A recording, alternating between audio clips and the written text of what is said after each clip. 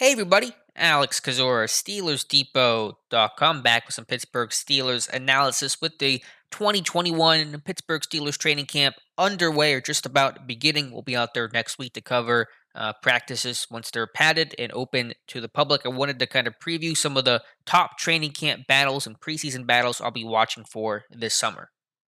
This won't be every single battle on the Steelers roster in camp this year, but the marquee ones, starters, and some of the more notable backup battles. Apologize, won't have any video for this video to kind of complement the audio in my analysis. NFL Game Pass is down because it's a very broken, terrible website that unfortunately we all need. But I'll put up some photos as we kind of talk through this, through these training camp battles. But we'll start things off here with Dwayne Haskins versus Josh Dobbs to be the number three quarterback on the Steelers roster.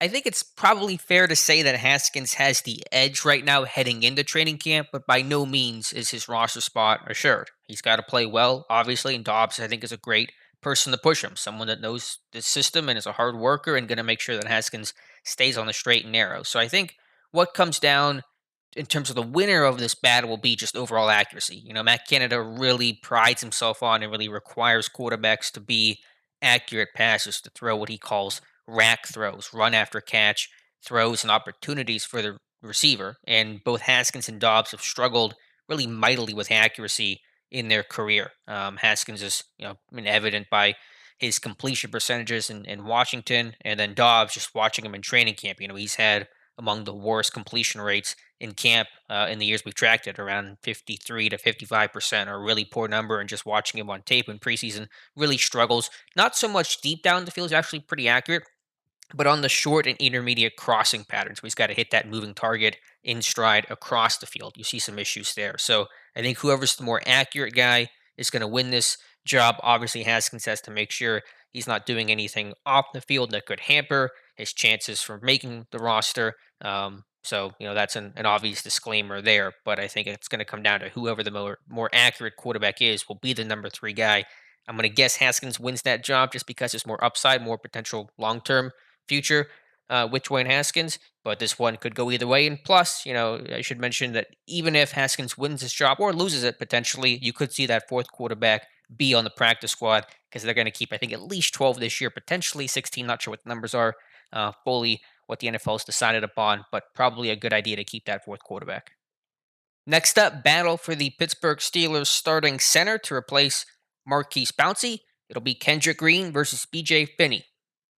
You could also throw in JC Hassenauer into this mix. I don't think he'll be one of the top two guys. He's, of course, the returning guy last season, but I just can't see Hassenauer being the starter. Could he make the team? Potentially, but I think it'll be either the veteran in Finney or the newcomer, the rookie in Kendrick Green. Obviously, the team probably would prefer Green to win that job. He's the best scheme fit, the best athlete, just the strongest and just talent-wise by far the best player for the job, but can he make that switch and that conversion? And played a little bit of center at Illinois.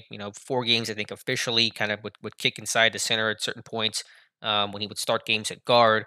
But just for him being an inconsistent player, someone who's a junior coming out underclassman, there's definitely a transition and a jump for him to make.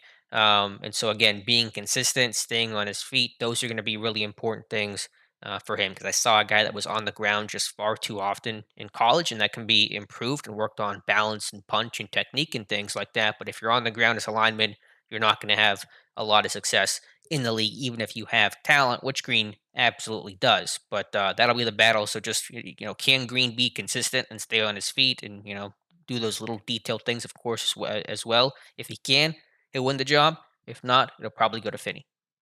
Flipping over to defense, I think defensive line is one of the deepest and most competitive position groups on the Steelers roster. There are a lot of guys here vying for just a couple of spots. Steelers almost always keep only 6 defensive linemen and exactly 6 defensive linemen. So you have your starters, of course, in Cam Hayward, Stephon Tuitt, Tyson Alualu. Chris Wormley, I wouldn't call a lock, but still a very, very high chance of him making the roster. So there's 4 guys right there. So you got 2 spots left for the likes of Isaiah Loudermilk, Henry Mondeau, Carlos Davis, Isaiah Buggs, even Abdullah Anderson, a futures contract who's had a little NFL experience, especially with the Chicago Bears. And this one could go in a lot of different directions. I think Davis makes it as that backup nose tackle who kind of flashed in about 60 snaps last season, and so I think he's got a good chance to make it, but not guaranteed.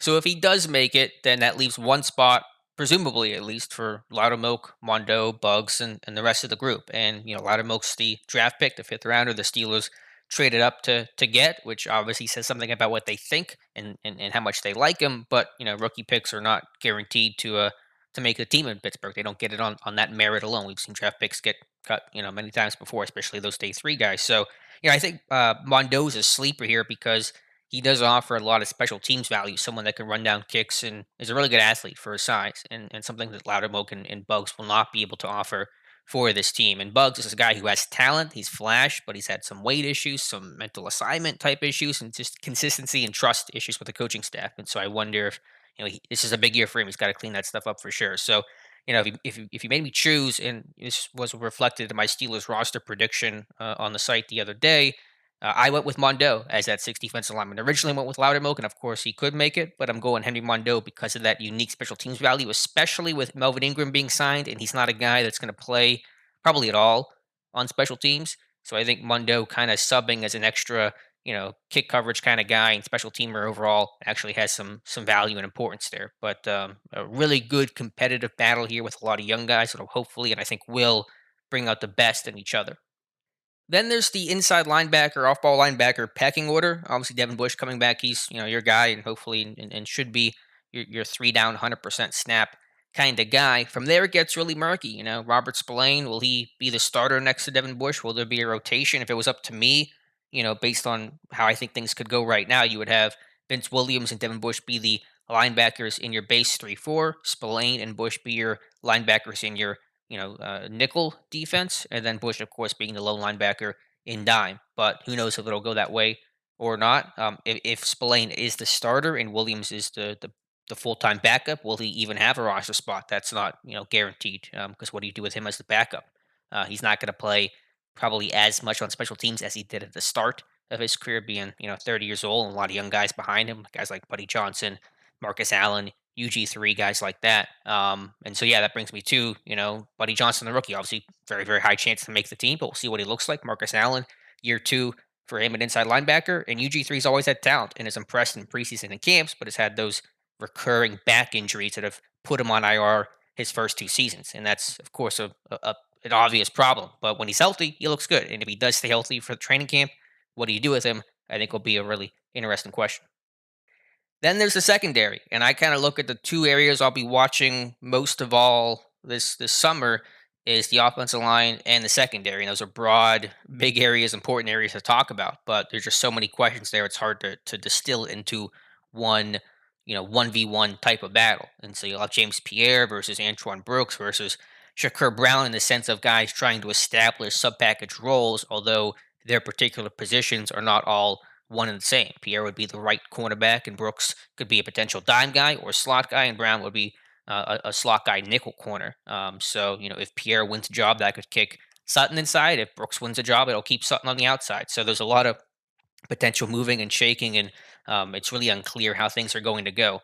But Pierre was a guy the team was high on, the only undrafted free agent to make the team last year in a very difficult COVID environment for these rookies to try to impress. Brooks was a guy who got a cup of coffee against the Bengals. Could he be a slot guy? I think he's kind of stiff hip to cover, but he can play the run, and he's bigger and he's more physical and kind of has that Hilton mold, although different body types. Brooks is a much bigger guy than Mike Hilton, but maybe that similar play style in terms of blitzing and run fits and things like that. And Brown is an impressive undrafted free agent from Michigan State, who's a really good zone processor and playmaker, and I think will make some noise with splash plays this summer. And of course, can't forget about special teams, and the punter job is up for grabs this year. It's Jordan Berry, the incumbent, versus Presley Harvin III, the rookie seventh round pick out of Georgia Tech. And I know people are ready to write off Jordan Berry, and yet he did get cut last year, but he was also brought back and probably had his best season after he got cut and came back after the first month and really punted well. And Harvin is a guy with a big leg, but has to show consistency. That's his biggest issue that I saw coming out of Georgia Tech. And, I don't want to write off Jordan Berry because people try to write him off every single season. And the guy just ends up being your starting punter every year since 2014, with the exception of those 4 weeks last year, but then came back and punted pretty well. So that'll be a good battle. We'll definitely watch that at training camp as well, track hang times and things like that, and what they do in stadiums with a fairly relatively limited number of reps and opportunities in kind of those pressure moments, especially obviously for a guy like Harvin, I think will be the deciding factors in who wins the job, and of course who holds well as well. Barry is fine, but Harvin, how well he performs as a holder for Chris Boswell, an important job description for the punter as well.